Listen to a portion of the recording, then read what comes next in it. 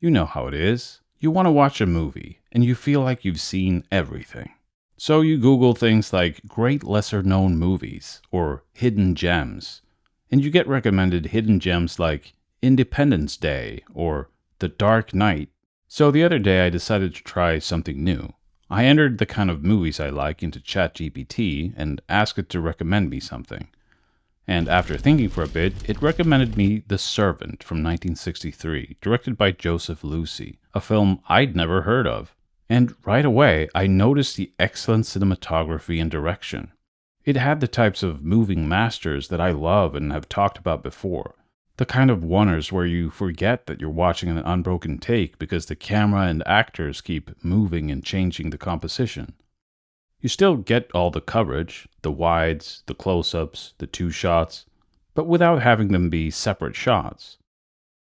It's not just people standing still and talking in close-ups cutting back and forth. The characters move around. They have things to do. It's dynamic and keeps things interesting. Take a look at this scene. This is a 4-minute and 36-second scene between the characters Barrett and Susan, shot on a dolly, mostly going between left and right and a little bit back and forth. The characters have things to do throughout the scene, and we land in lots of nice compositions. Now, take note of the fact that Susan is arranging flowers here, because that will come back in a bit. Here we have the dolly moving forward a little bit. We stay just long enough in each composition. The scene has a very nice rhythm to it. The camera moves a lot, but it's not a constantly moving camera, which can sometimes feel stressful or exhausting. It's not afraid to stay put in one spot for a bit.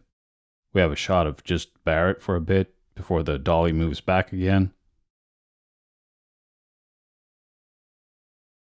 Now Susan walks over to the flowers, and her face is perfectly placed between those two stalks. Now Barrett walks over and ends up in this opening between the stalks. These flowers were arranged by Susan earlier in the shot, and they had to be arranged in a way that make these compositions work. Coming up is my favorite shot.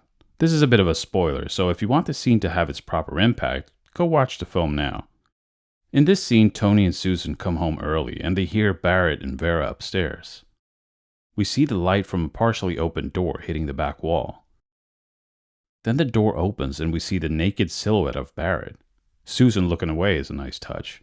We only ever see Barrett as a silhouette here, but his body language, the smoking, gives us all the information we need.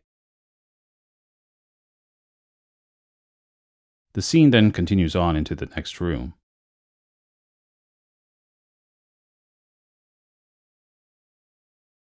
Susan walks over to this mirror on the wall where we still see Tony and, eventually, Barrett. This style of mirror shows up several times in the film to great effect.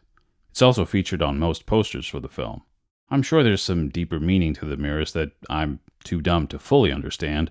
Maybe it's something like Barrett and Tony being mirror images of each other, or how their relationship gets inverted as the film goes on. But I just think they're neat. I mean, look at this shot, where the camera pulls back and we rack focus to the hands. The film is full of awesome compositions and great shots. Look at this shot in the pub. I love this little old lady perfectly placed between the beer tap handles. The reverse of this shot is great too, with the flowers framing things. Now, those flowers didn't really look that way in the other angle, but who cares? It's awesome. Here's an establishing shot that kind of makes you wonder. Did that pigeon just happen to walk into frame perfectly like that, or was someone pushing that pigeon in on command? Either way, that pigeon manages to stop and hang out right in the center of frame. Good job, pigeon. The majority of these shots aren't technically very hard. It's just a camera on a dolly panning and tilting, but with characters moving closer and further away and positioning themselves in interesting ways. Here I went through the trouble of animating an approximate top view of a scene that can look pretty intricate on first view, but when you really look at it, you see how little the camera actually moves. So much of it is the blocking of the characters. But even though these shots aren't technically very hard to do, they can be very hard to design.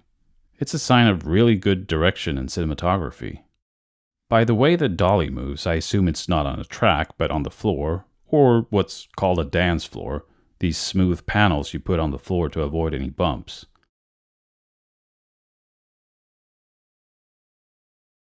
There is a little bit of the camera booming up and down, something that's easy to do on a professional dolly. You might be saying, "Hey Pony Smasher, I built that shitty dolly you told me to make here on your channel and it can't move around freely like that. What do I do?" Well, you can certainly make interesting shots with a dolly and a track as well. Just make sure to move your actors around.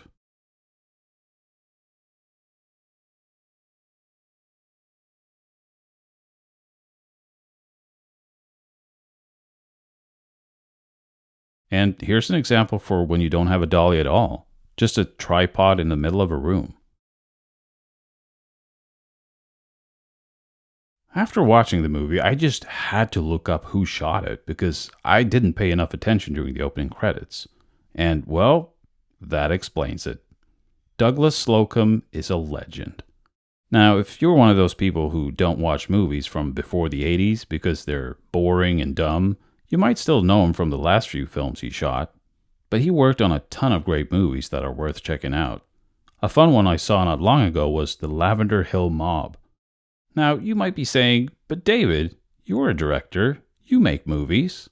If you love this type of filmmaking so much, how come your movies don't look like that?" Well, that's because I suck. But it's also because most movies aren't really made this way these days. You can get some moments like this here and there, but you have to have options for the edit.